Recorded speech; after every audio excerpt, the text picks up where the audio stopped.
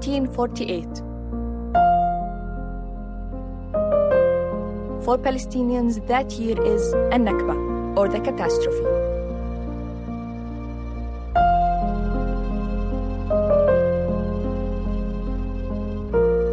When hundreds of thousands were forced out of their homes.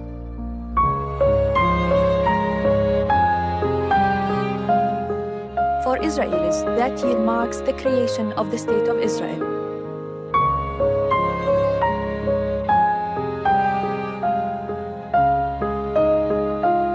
As a filmmaker and as a Palestinian, this documentary series was my way to understand the events of the past that are still shaping the present.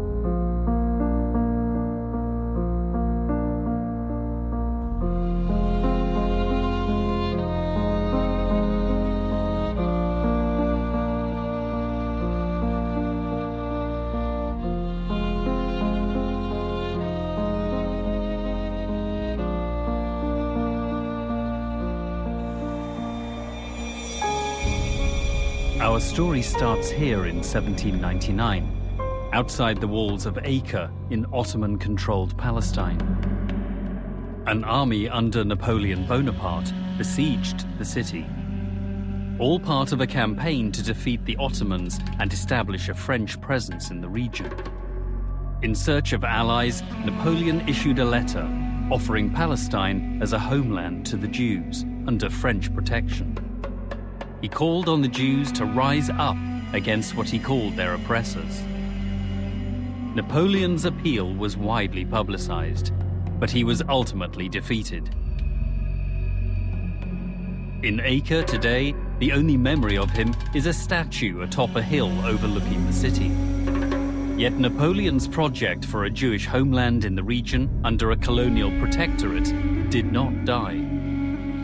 40 years later, the plan was revived by the British, this time as a means of thwarting the rising power of Egyptian governor Muhammad Ali. In 1840, British Foreign Secretary Lord Palmerston wrote to his ambassador in Constantinople, urging him to convince the Sultan and his entourage to open Palestine for the immigration of Jews. At that time, there were estimated to be no more than 3,000 Jews in Ottoman-controlled Palestine. Over the years, Jewish immigration to Palestine increased, helped on by wealthy benefactors. One of these was the French aristocrat Baron Edmond de Rothschild. He began visiting Palestine in the 1880s and became one of the Jewish community's leading sponsors. He spent over 14 million French francs to establish 30 Jewish settlements.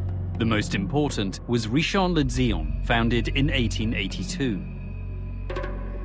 Today, the remains of Baron de Rothschild lie in a mausoleum in northern Israel.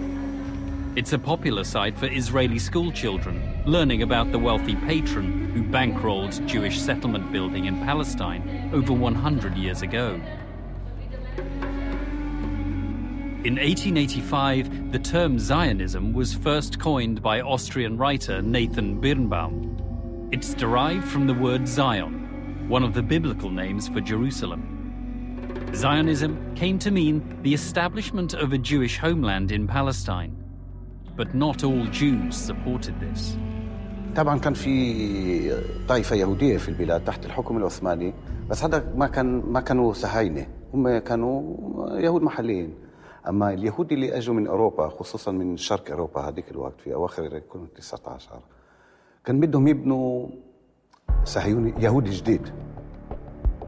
In 1896, Theodor Herzl, an Austro-Hungarian journalist, wrote a book called The Jewish State. It is considered one of the most important texts of early Zionism. Herzl envisioned the founding of a future independent Jewish state during the 20th century. His colleague Max Nordau sent 2 rabbis to Palestine to investigate the prospects for a Jewish state there. Their report concluded, "The bride is beautiful, but she is married to another man." The rabbis understood that Palestine's spouse was the Palestinian society rooted in its soil.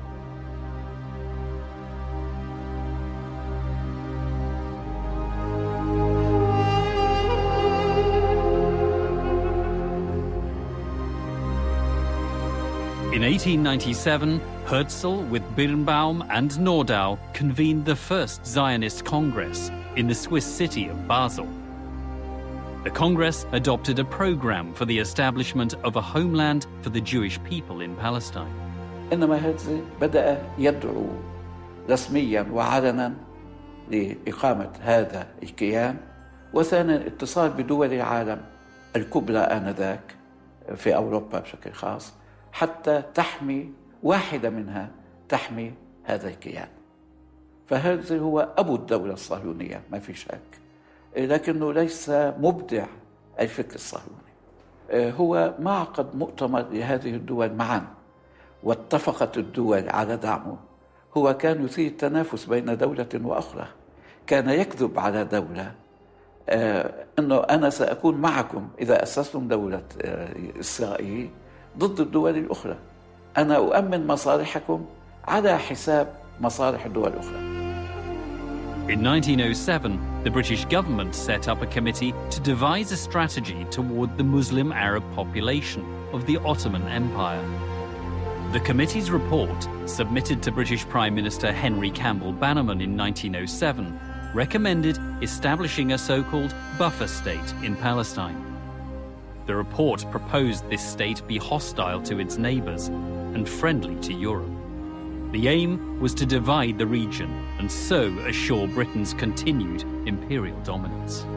بحيث أن هذا الجسم يكون معتمد على الاستعمار الغربي ويعتمد على الأوروبيين. هذا الجسم ضمان بقائه أن يكون ما حوله ضعيفا.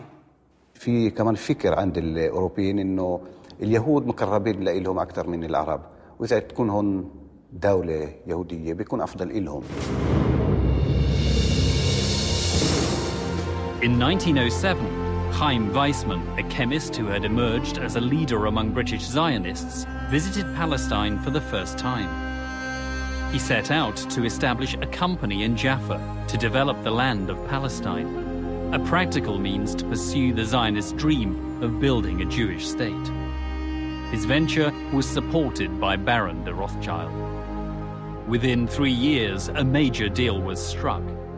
The Jewish National Fund, set up to buy land in Palestine, purchased some 10,000 dunams in the Maj bin Ammar region of northern Palestine. The sale to the Jewish National Fund had dire consequences for the thousands of Palestinian farmers living on the land. أكثر من 60,000 فلسطيني في منطقة مرج بن عامر. إذا كانت النكبة تعني ترحيل الإنسان الفلسطيني من أرضه والاستيلاء على أرضه في القوة ضمن هذول المركبين، فحقيقة النكبة بدأت عشرات السنين قبل 48. A more drastic form of colonialism than the average classical European colonialism, in the sense that their purpose was actually not so much only to exploit the locals, but to drive them out. From the very early moment, the Zionist movement targeted Palestine as the place for Jews.